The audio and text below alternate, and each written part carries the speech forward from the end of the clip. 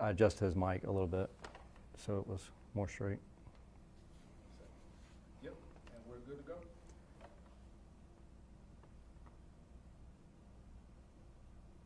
So we pause it? Good. We're live. We're live here, LFI, Leadership Forum International, Savannah, here with Trevor Hess with Junkluggers. And Trevor, you have your company has a really different take on getting rid of people's junk. Explain that to me, because whenever you and I have known each other for a while now, mm-hmm. and when you first explained the process to me, I thought it was really crazy, but really awesome at the same time. Tell me a little bit about that process. So we're eco-friendly junk removal service. We take away items people don't want or don't need out their homes or businesses. The thing that really makes us different is that we do it with a heart and the community in mind. Okay. So we enhance lives in the community through our donations and our corporate practices. So for example, if you have something for me to remove, we partner with over 132 different charities and nonprofits. So instead of that going into the landfill, we can repurpose that to help a battered woman, veterans that need housing. They give them housing, but they don't give them anything else outside of that. So we can help all those things. Right. So things that we might consider junk is somebody else's treasure. Yeah, most of what junk is in this business for us. Most of it's not junk, and that's how we're able to repurpose it for a better purpose. So what happens if I have what I consider just trash? Would you come in and say, okay, yeah, this is trash, or you would analyze what we have there and then say we can donate this amount of materials, or you come in and take it out and then figure out what you're going to do with it? We determine it on site. So when we're sorting things, we sort things by the way we're going to get rid of the things in the truck. And so the donation's always the last thing. So we're looking, we are intent on donating as much as we can. Right. Because that reduces the stuff that goes in the landfill. So we're looking for things to donate on your behalf. You may not know that I can give it to a certain person. So we for example, we cleaned out or consolidated an office for a physical therapist. And so they had all kind of physical therapy equipment. Well, we were able to give those to performance ability and one of them, which of course I'm going to screw up at the moment, but abilities unlimited and performance initiatives. So you wouldn't know that, right? Yeah, I have a clue to that. And so we donated almost 90% of what they had in their offices to them, and they're using it for their purposes. Wow, that's really cool. Now, is there any benefit to the homeowner if you do get to donate stuff versus throwing it in the landfill, or Absolutely. How does that work? So the customer gets the tax donation receipt back. Oh, so they get it back 14 days. Oh wow, so they have on their behalf. Okay, that's extremely interesting. Yeah. So, are you from Savannah? I am not. I'm a South Louisiana boy. I grew up south of New Orleans, which does exist. It goes further south. It does go further south. It goes all the way to the Mississippi River. I grew up at the mouth of the Mississippi River. Oh, very cool. Very cool. So what brought you here? What brought you to Savannah? So it's kind of a serendipitous route. We lived in Baton Rouge for 12 years, and then I got mobilized into active duty as a Navy reservist. Okay.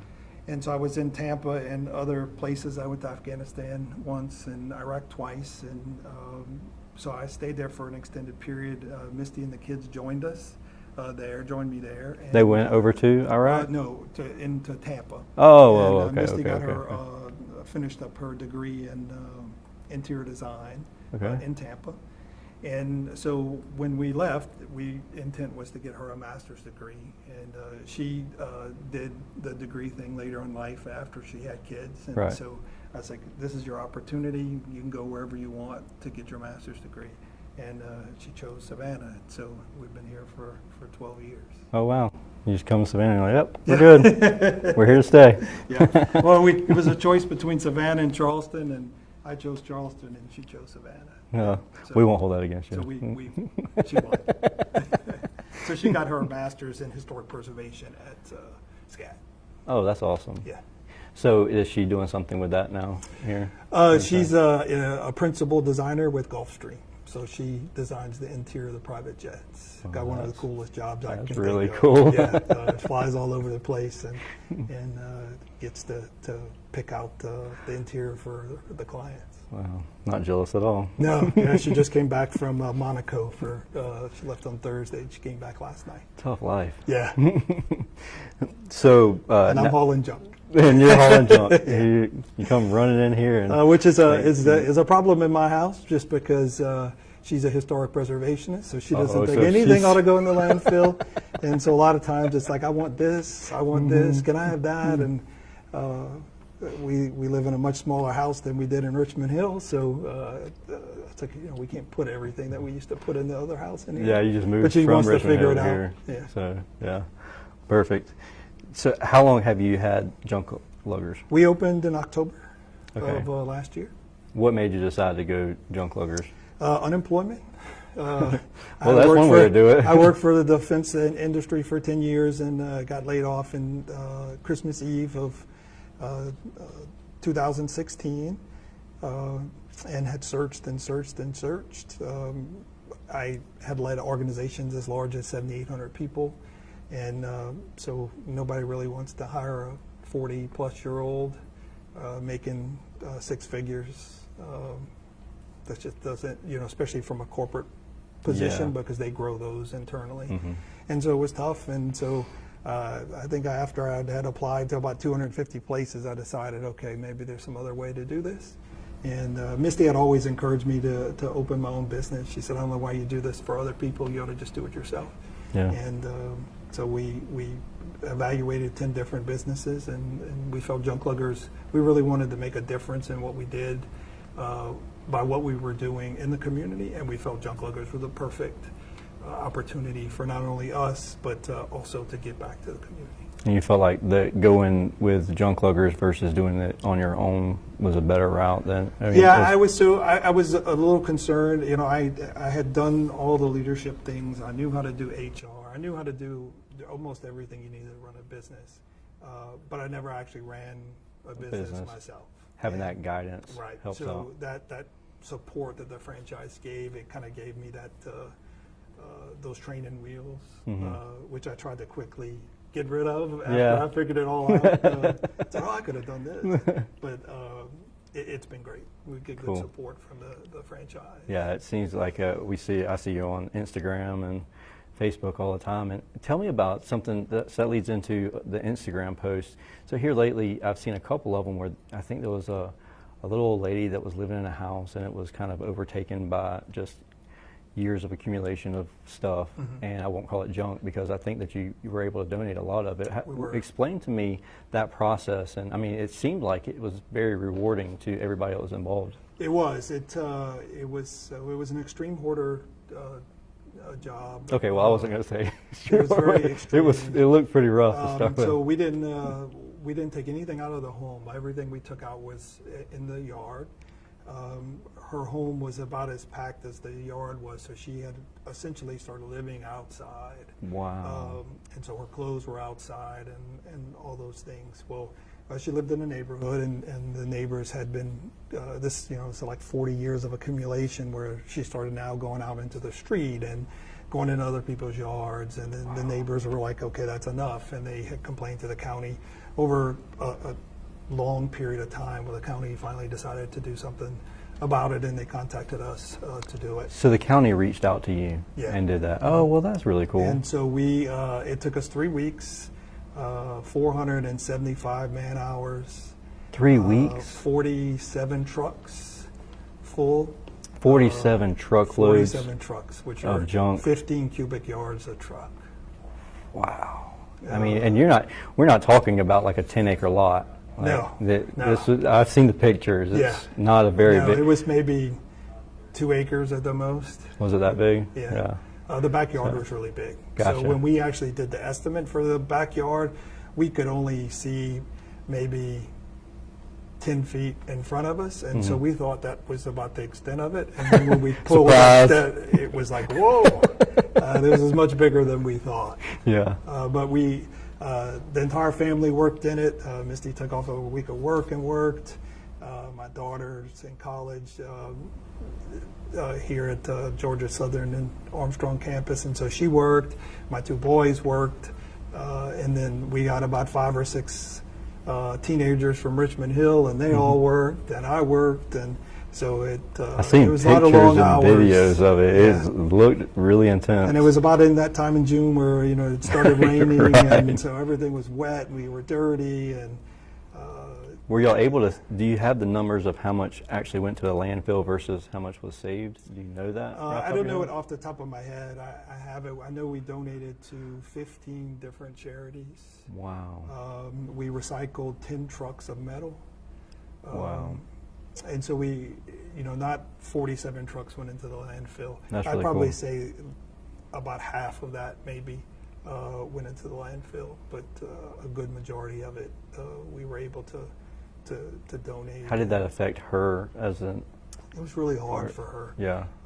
It's probably outside of personal family things that you go through. It was probably one of the tougher things I've gone through, just because she was a super sweet lady. Yeah. She would do anything for anybody.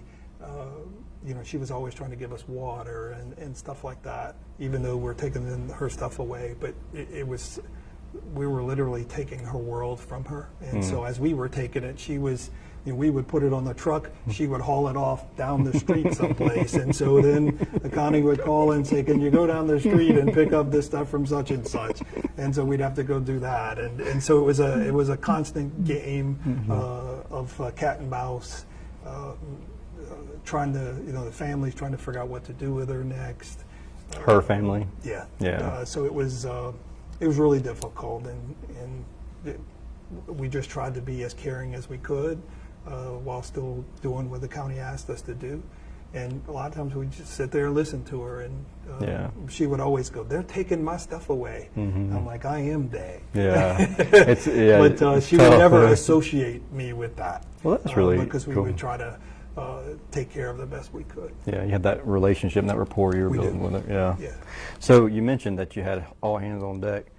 That leads me into your partnership with Employability and Gateway, which are great organizations. I'm very familiar with them, but can you, for anybody that's watching or listening Sure. that doesn't know about Gateway and Employability, can you tell us what they do and how you have a relationship with them? Sure. So Employability is here in Savannah. Gateway Behavior Services is out of Hinesville. They help train differently abled people that have special needs, and they train them to do skills that would convert into the community. We have one employee through Employability, and we have one through Gateway Behavior Services. If you have not explored that as a method of getting employees, you're missing the boat, because they are very Great. talented at what they do. They are extremely happy, so they're never complaining, "Oh, it's hot, I'm so dirty." They just work. They're happy to work. They're always on time. Actually, they're waiting for, we pick up the two. They live in the same apartment complex, and they're sitting outside waiting for us every day when we show up. So you don't have to go to actual Employability or to Gateway? No, they're in community housing, so okay. We go pick them up from there. Oh, well, that's really good. They have job coaches, so it's not a lot of coaching to do in junk removal. It's just Right, a weak strong back and a weak mind. Just go pick that up, type of thing. But the coaches have been great. Actually, Employability, the one that we have, is a little bit more independent, so the coach doesn't follow him around, whereas the coach for Gateway follows that employee around. They actually come to the job site? Oh, okay. Yeah, and so sometimes it's free labor too, because he'll help out. Show them how to do too. things. But they're always there to help. I had just a tiny struggle at first with one of them, and it wasn't anything major, and so I called and said, "Can we just sit down?" And they have Mama, came and Mama straightened him out. Yeah. So it said, if I have to come over here and talk to you again, you've been working here for 3 weeks, it's not going to be good for you. I'll follow you around every day. So they're fantastic. I love both of them. I took them to breakfast on Saturday after we did a job, and I'm sure they love that. Yeah, that it's experience. One's less talkative than the other one, but That's cool. Everybody has their own little personality. We try to engage them. They probably get tired of me talking because I don't like silence. It's too quiet in here. Let's start talking. Yeah, let's start talking. But yeah, they're fantastic. If I could hire 2 more in South Carolina, I would do it. I'd do it So where today. does your reach? Where do your So we go from Hinesville all the way up to Beaufort, to Claxton, and then back to the ocean. We get you have some fruitcake while you're up in Claxton? Yeah. Yeah. We have one truck today, but the second truck is ready to be delivered, and so we're going to work. One truck will work out of Georgia, one will work out of South Carolina. Oh, really cool. The South You Carolina. mean to tell me you only have one truck? I have one truck. I see that thing everywhere. I think that you just pay that guy to drive around all day. We do a lot of driving, but the first time I was in Bluffton for a Bluffton chamber meeting, and the guy goes, "Man, I see you all over the place, Right. all your trucks." And I was like, "I don't have one truck." And he goes, He argued with me for like 5 minutes about how many trucks I had. Yeah, is there and I another was like, franchise here close by? I was like, I 'Cause- can promise you, there's only one. And so he goes, "There's no way there's only one." I saw it 3 times today. I was like, okay. You ain't messing around. Yeah. Getting that junk out of there. Yeah. So we've done really well. We were able to break even in 6 months, and we turned a profit in our 8th month. So. Well, that's really good news. Yeah. Now, would you attribute that to the franchise model, or is it? Yeah, I think that the enhancing lives in the community is really the core part of what we do. The junk is, we're just moving junk around to Now, do is that that piece. Junkluggers?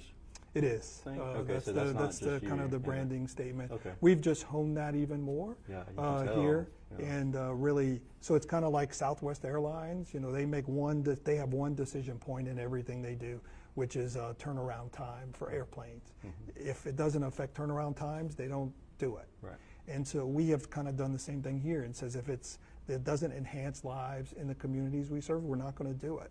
And so we have a hyper focus on that. We help support nonprofits even when we're not bringing stuff to them. We were at CASA this week, last week, removing some stuff for them as well. And next thing I know, Step Up Savannah is putting stuff in the hallway. United Way says, "Can you take this couch?" And that's fine with us. We don't charge nonprofits for anything that we do for them. That's good to know. Yeah. Now, back whenever you and I seen each other at, I believe it was Earth Day. Tell me about you had a dumpster set out by Forsyth Park, right? We did. And what We was were it? collecting electronic waste, so anything that has a electronic card in it, TVs, That thing was radios. packed. We collected 3,000 pounds.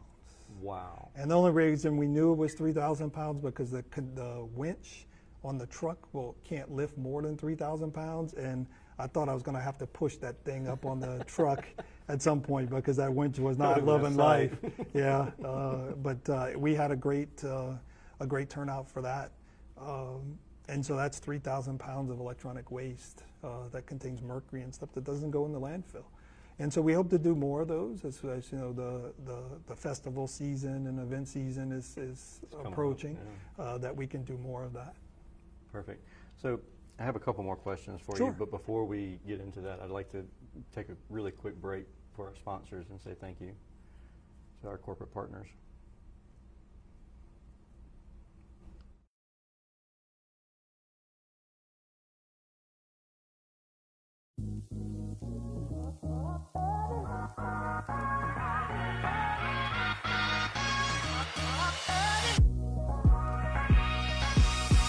Print, buy, and carry around stacks of business cards.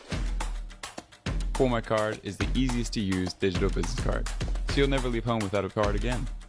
Share your card with anyone in seconds and get their information at the same time. Built with the busy professional in mind, it's for you. It's For My Card.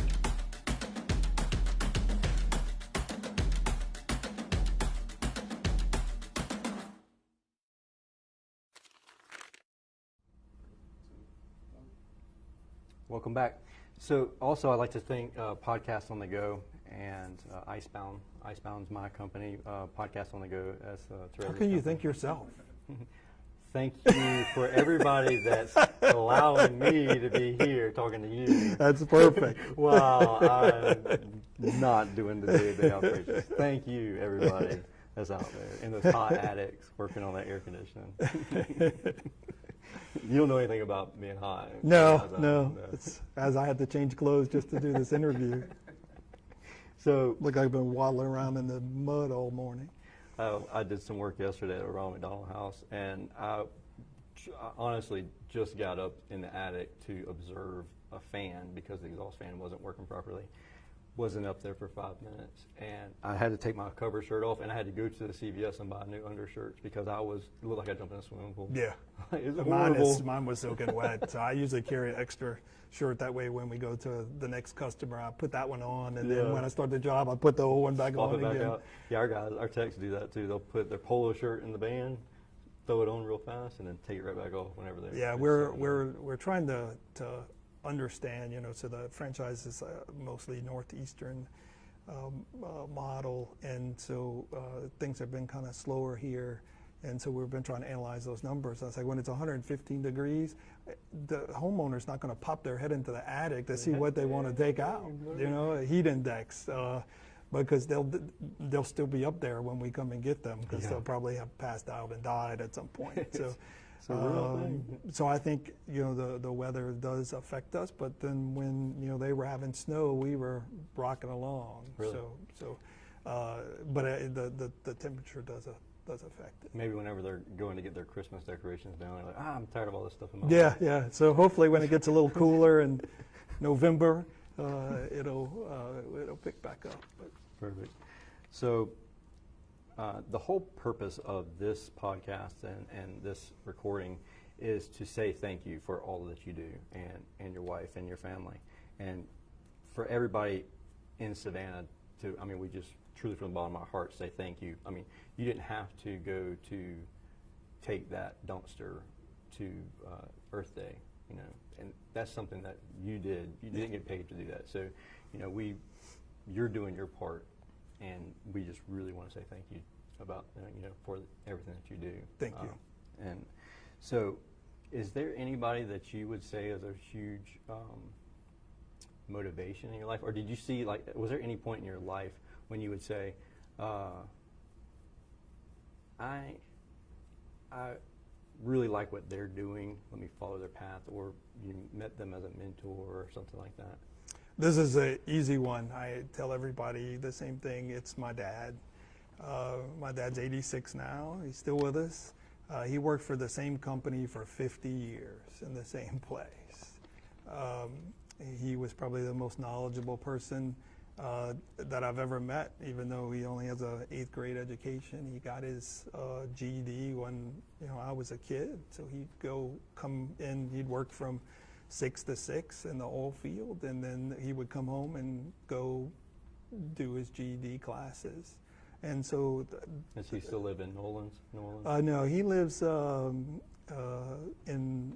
of Marksville, Louisiana, which is about the central part of the state. That's kind of where he was from, that area. And so that's where he retired to.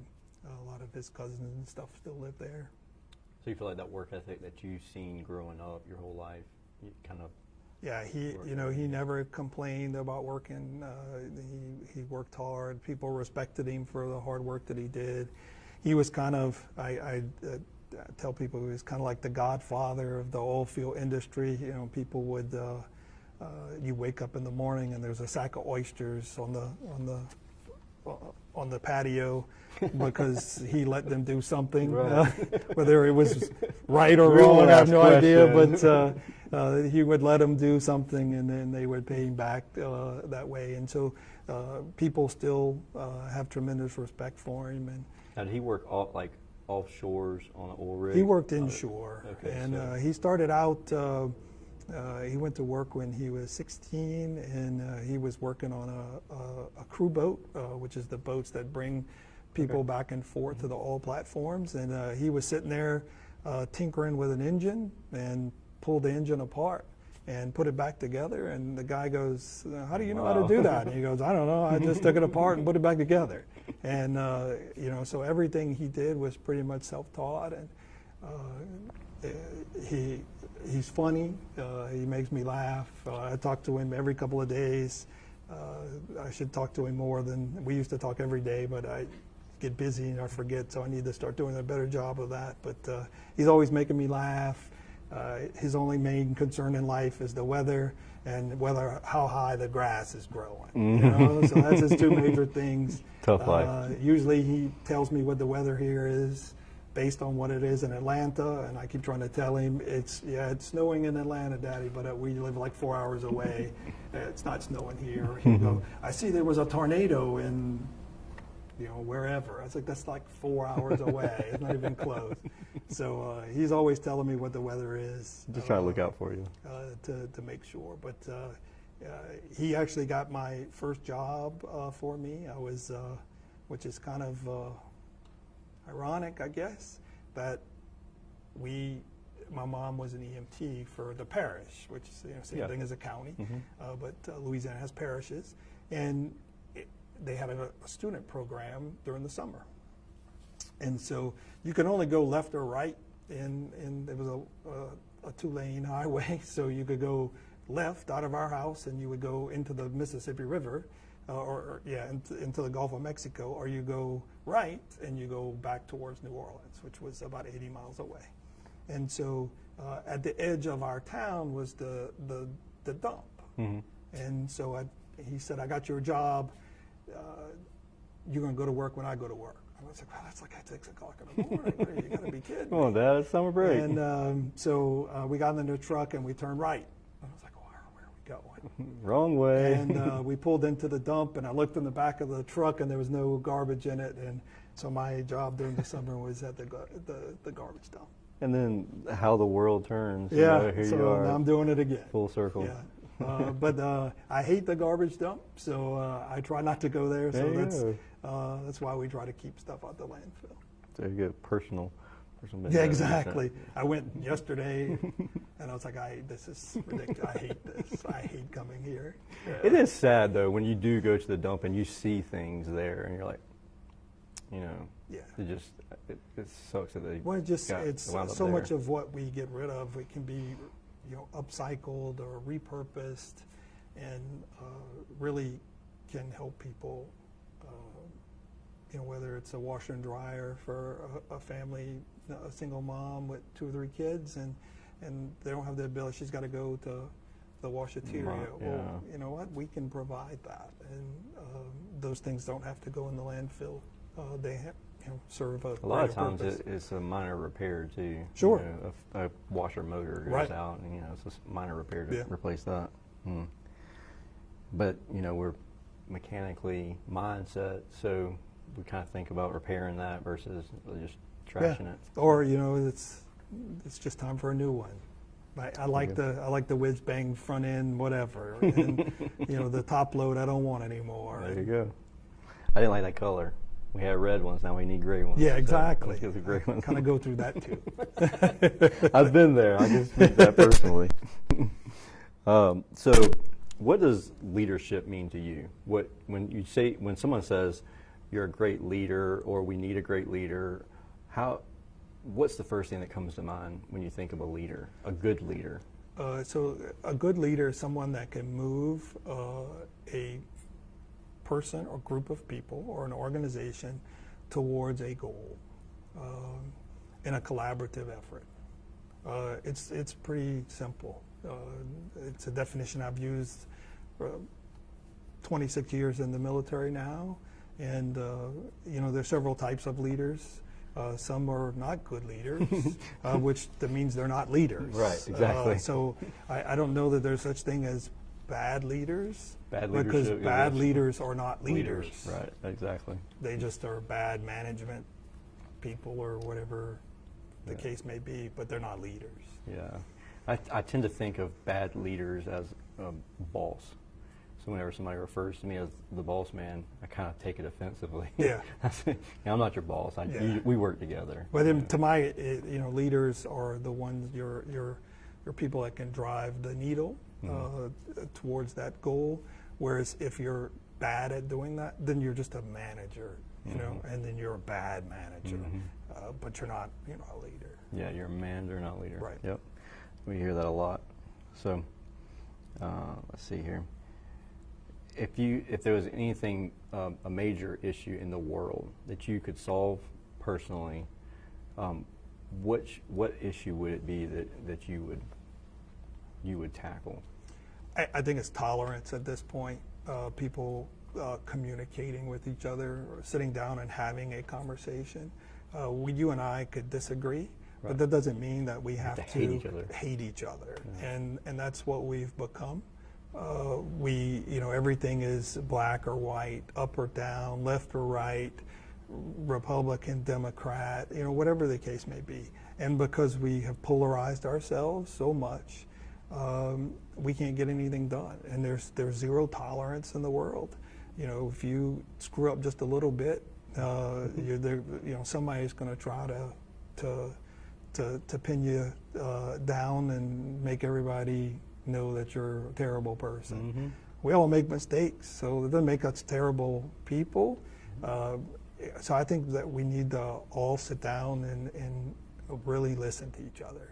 And whether that's a different political philosophy, a religious philosophy, whatever the case may be, I can still sit and listen.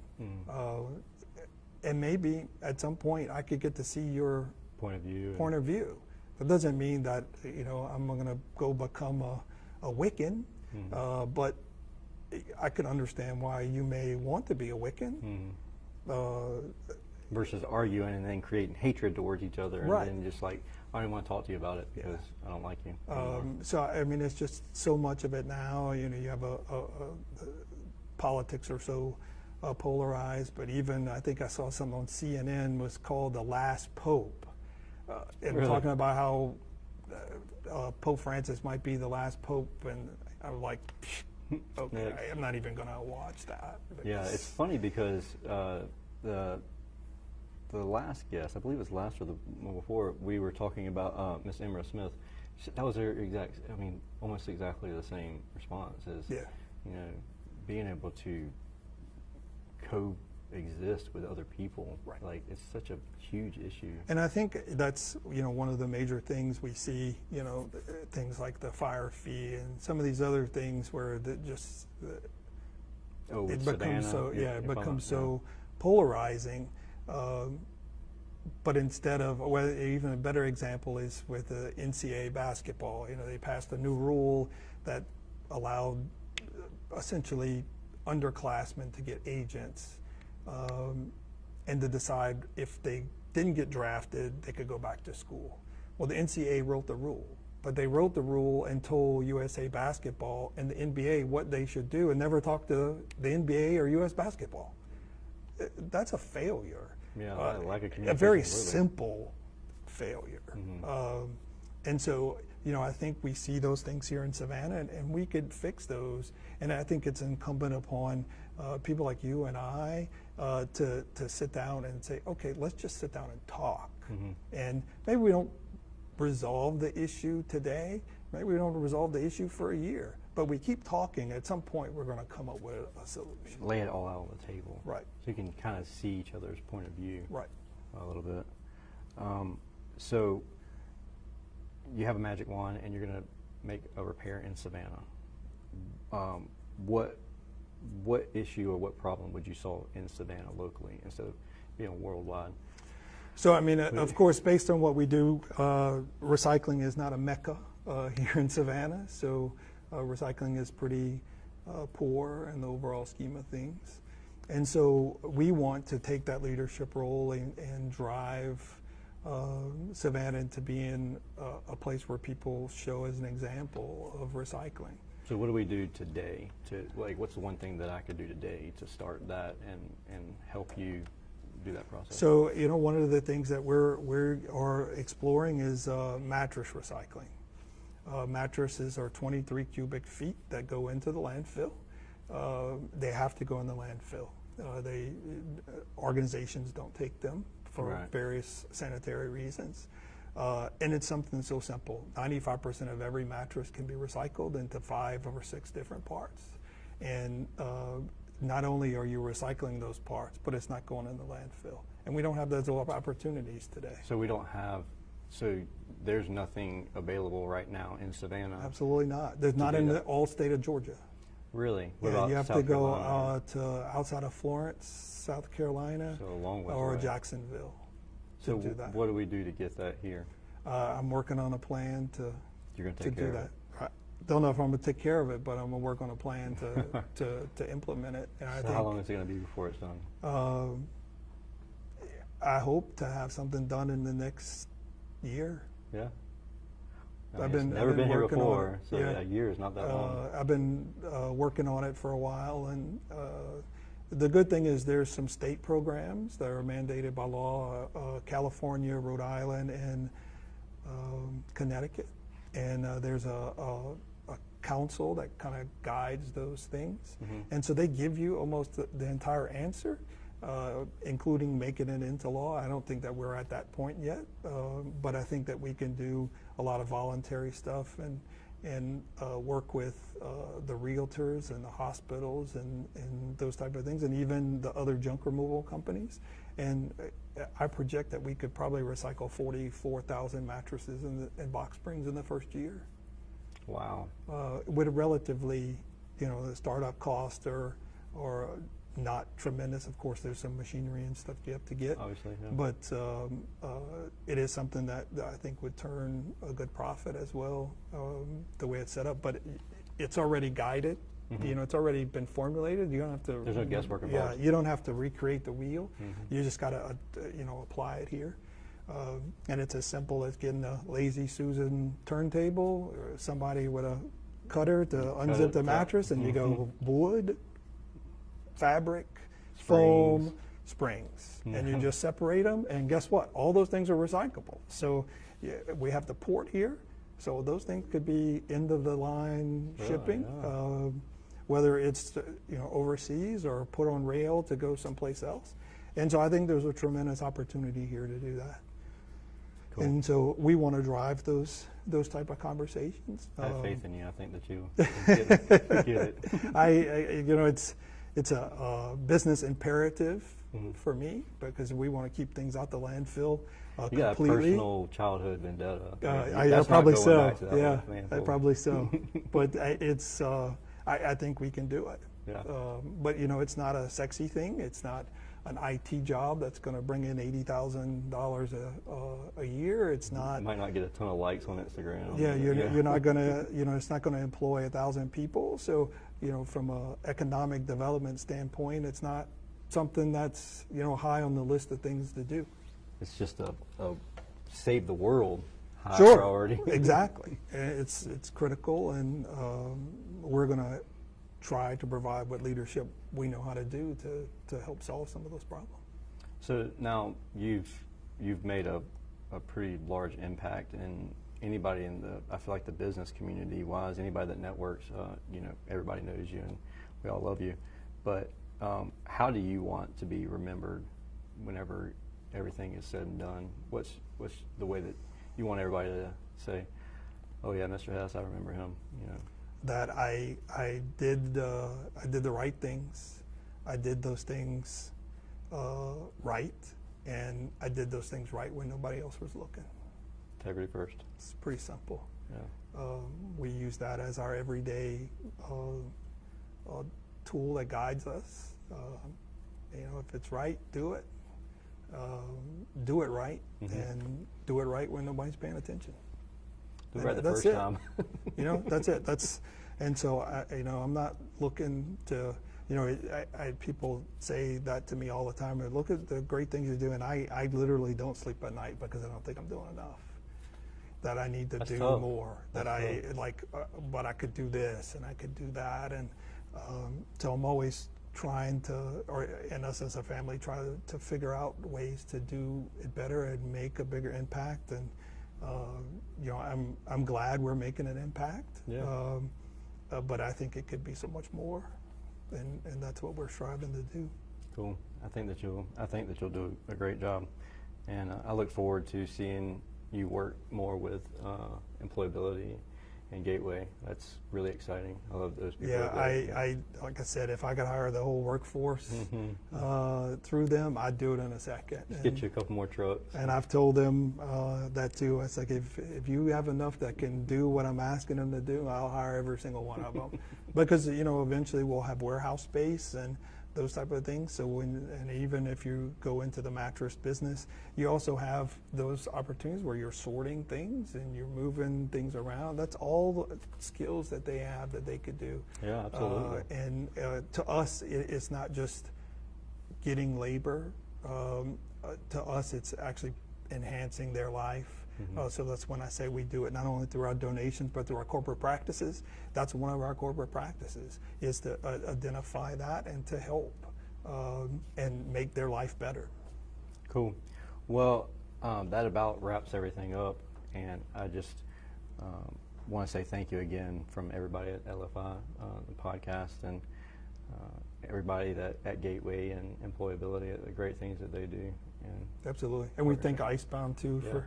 We thank the people that are working right now at Icebound for sponsoring it. And of course the JCs. Yeah, of course. They let us hang out here. But with that being said, I appreciate it. And I look forward